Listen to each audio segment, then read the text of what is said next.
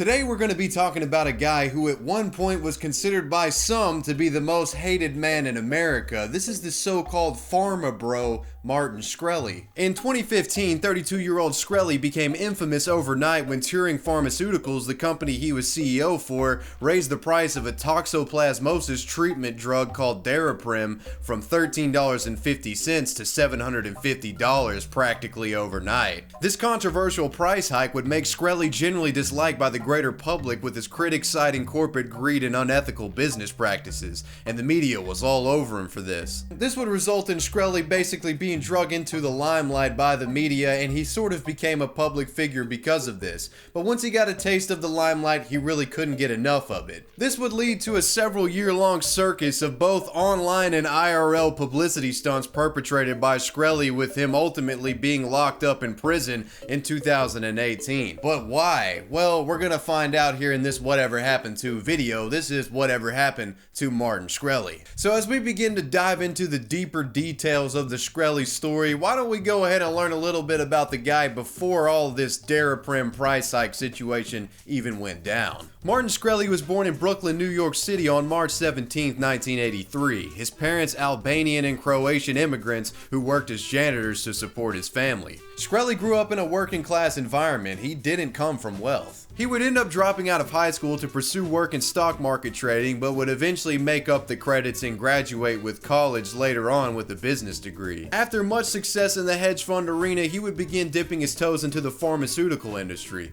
He was the co-founder of a biotechnology firm called Retrofin in 2011 and was the founder and CEO of Turing Pharmaceuticals in 2015. Certainly the guy was business-minded, and some 2015 net worth estimates put him at around $70 million. So I think it's fair to say on paper, Shkreli seems like a pretty hard-working and driven guy. But as they say, the devil really is in the details, and let's dive into the details of what made Shkreli a public figure in the first place, the Daraprim price hike situation. So in 2015, as I previously mentioned, Shkreli's company raised the price of Daraprim from $13.50 to $750 practically overnight. That's close to 55 times its previous price, and the public reaction wasn't too positive to this change. And this price hike is super controversial when you put it into context. See, Daraprim is used to treat a parasitic infection called toxoplasmosis, which is commonly found in immunosuppressed AIDS and cancer patients. So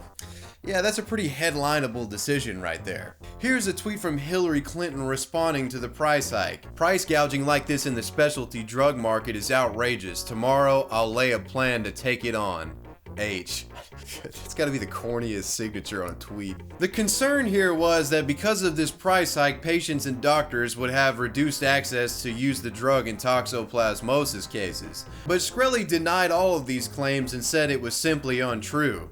After his company made headlines in September, Shkreli would begin making rounds on mainstream media news networks, giving his rationale for the price hike and why it made sense to him and his company. Why was it necessary to raise the price of Daraprim so drastically? Well, it depends on how you define so drastically, because the drug was unprofitable at the former price. So any company selling it would be losing money.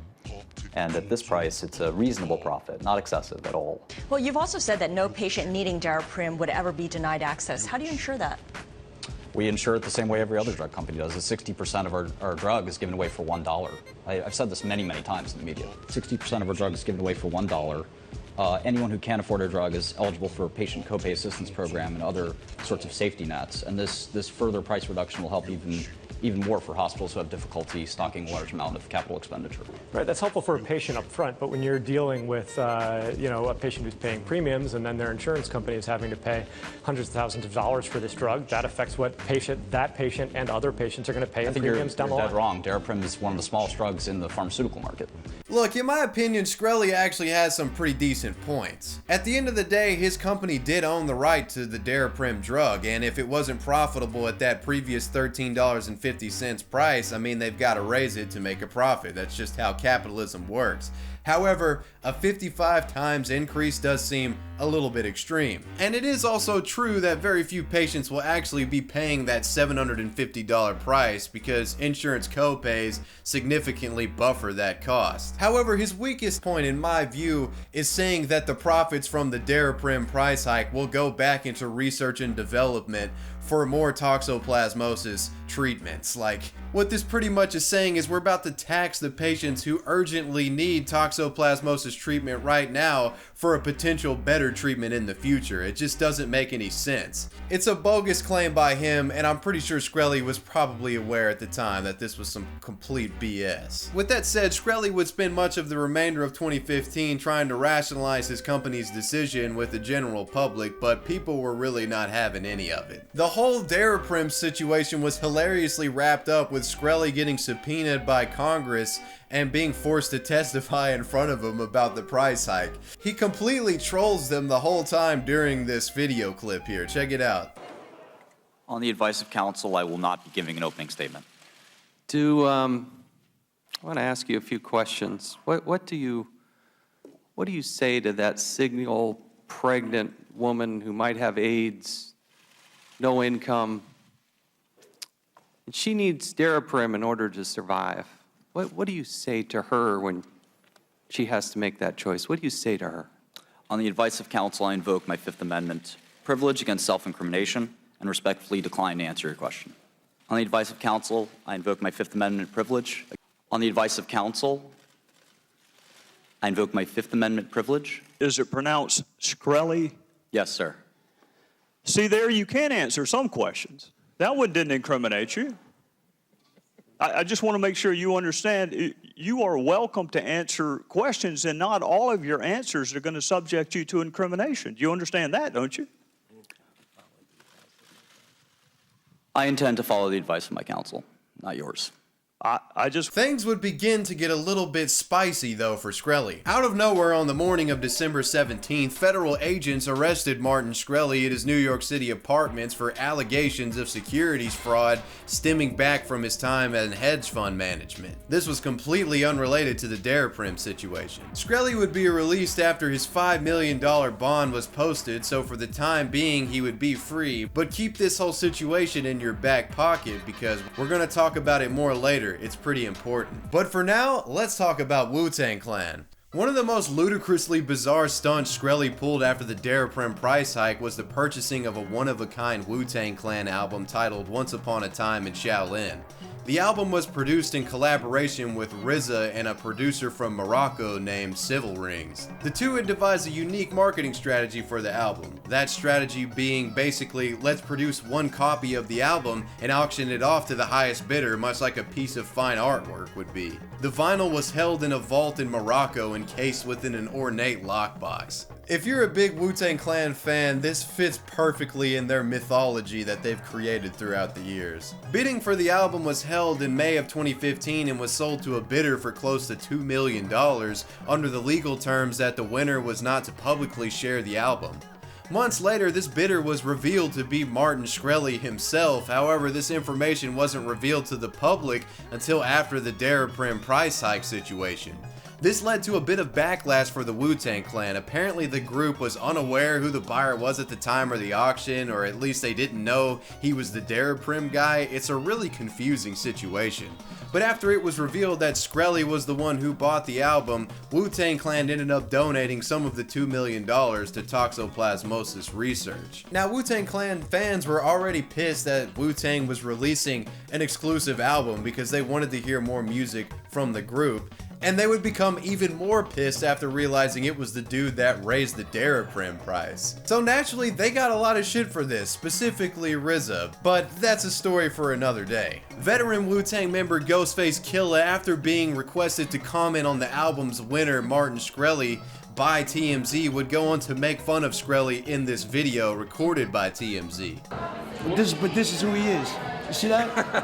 Yeah. The Michael Jackson nose kid. This statement by Ghostface Killah in this TMZ interview created this bizarre back and forth between Ghostface Killah and Martin Shkreli. This album, this Shaolin, I'm gonna erase all your from this album. Right here, man. Right here. I'm gonna erase you from the record books of rap. Yo, man. Hey, yo, man. You hilarious, man. You must be on Ritalin or something, man. You know what I mean? Check this out, man. It's like, yo, you a fake-ass supervillain, man. This is the guy right here that planned on challenging me. The man with the 12-year-old body. This who he be. His name is Shrkeli right there. When y'all see him, you know what I mean? But you know, I don't even know how it came to this like this. It's Ghost versus Peter Pan in like 2016. You know what I mean? All he could do right now is just try to fly away in front of my face, man. You know what I mean? But so this is real. This is him. Check his face out, man. Carved out nose, everything. You know what I'm saying? Walking around with fake goons like he's tough and he ain't got a real bone in his body.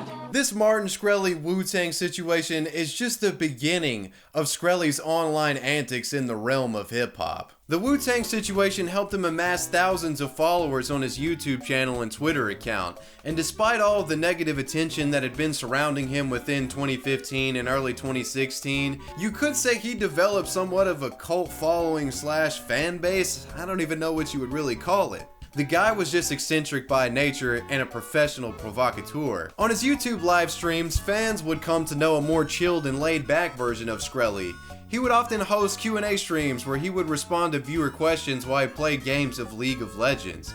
And after digging through several of these live streams within the research for this video, Shkreli comes off as a pretty chill guy. He definitely plays up his greedy millionaire persona for the entertainment value. Let's talk about another one of his stunts revolving purchasing exclusive hip-hop albums. This next stunt would be when Shkreli attempted to purchase Kanye West's The Life of Pablo album for close to $10 million in Bitcoins before it was released on February 14th of 2016. He sent this tweet out to Kanye.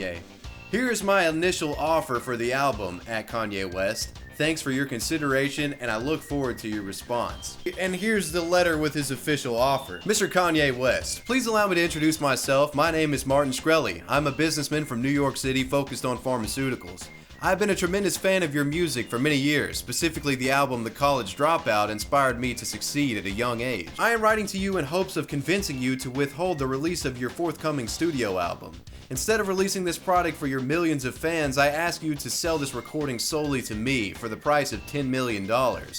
I believe you and your partners will find this financial arrangement more attractive than your current course of action. This offer is non-binding and conditional on customary due diligence. My offer is not subject to a financing condition, and I have discussed this offer with several investment banks and counsel which would assist me in this acquisition. Should we agree to general terms, I expect to proceed to an exclusive no-shop period where we will consummate a definitive agreement over approximately 2 weeks. I look forward to your response. You may reach me through a Twitter DM." Shkreli would go on to foster a deal not with Kanye West, but a guy representing him going by the name of Daquan. He would allegedly fork over $15 million in Bitcoins to this Daquan guy, thinking that he was purchasing the life of Pablo. But according to Shkreli, he was scammed. Somebody named Daquan said he was Kanye's boy and I signed the deal to buy Pablo and sent the Bitcoin. Call the police, this is bullshit. Several days would pass and Shkreli was really claiming that he did get scammed out of $15 million in Bitcoin, but he would eventually claim that Satoshi, the creator of Bitcoin, refunded all of his coins and, well, everything was okay. And honestly, there's really no way for us to prove if this actually happened or if this was just an elaborate troll put forth by Shkreli, but I tell this Kanye West story because this is basically an embodiment of what Martin Shkreli had been doing from 2015 onward. He embodied this provocateur personality where he was willing to do the most extreme shit for attention. This Wu-Tang situation and the Life of Pablo situation are just highlights of some of Shkreli's antics. I could make a whole hour-long video detailing every little funny squabble he's gotten in, but for the sake of this video, we're gonna move into why there's even a Whatever Happened To video about Martin Shkreli. That federal indictment I was talking about earlier in the video. While Shkreli was out here live streaming on YouTube and involving himself in all these exclusive album purchasing deals, you gotta remember that he has that securities fraud federal indictment looming over his head this whole time. And while he would continue fostering an online following around his personality for the next couple of years, eventually he would have to go face to face with the judge. On August 4th of 2017, Martin Shkreli was convicted on 3 counts of fraud charges and was facing up to 20 years in prison for each count. Allegedly, his crimes involved the facilitation of Ponzi-like schemes in the times when he was a hedge fund manager. Apparently, he was irresponsibly setting up hedge funds that were doomed to fail from the get-go, and he would walk with the investor money when the funds collapsed. However, sentencing had yet to be commenced, and for the time being, Shkreli was free to return home after his bond was posted. but was forced to go back into jail after breaking the terms of his bond when he posted a Facebook post offering $5,000 for a strand of Hillary Clinton's hair, which the judge perceived as a solicitation to assault, which is not protected under First Amendment rights. Shkreli was forced by the courts to surrender several assets, including his Wu-Tang Clan album, a Picasso painting, and a copy of the at the time unreleased Lil Wayne Carter 5 album. And then finally on March 9th of 2018, Martin Shkreli was seen crying in court when he was sentenced to 7 years in federal prison for his fraud charges. He's now serving his time at Fort Dix Federal Correctional Institution. Martin Shkreli is definitely up there on like the top 20 list of most eccentric people of all time. Self-made millionaire, hip-hop connoisseur, provocateur, internet icon, League of Legends live streamer. The dude is just all over the place, and it's crazy to think that he's sitting in prison right now. Now, who's to say how he's really being treated in prison? He does have some money in the bank, and you can kind of pay off people to make your prison time a little bit easier. I'm talking like inmates, you know, pay for protection type deal. But he could be getting the Martha Stewart treatment. There's a video that I'll link in the description box by After Prison Show that was made last year that sort of details what time in prison may be like for Martin Shkreli, so check that out, it's a good watch. But what do you guys think about this Martin Shkreli story and what ended up happening to him? It's kind of crazy. Let me know in the comments section. Major shout out to my patrons, I appreciate you guys so much. Wavy Web Surf out, peace.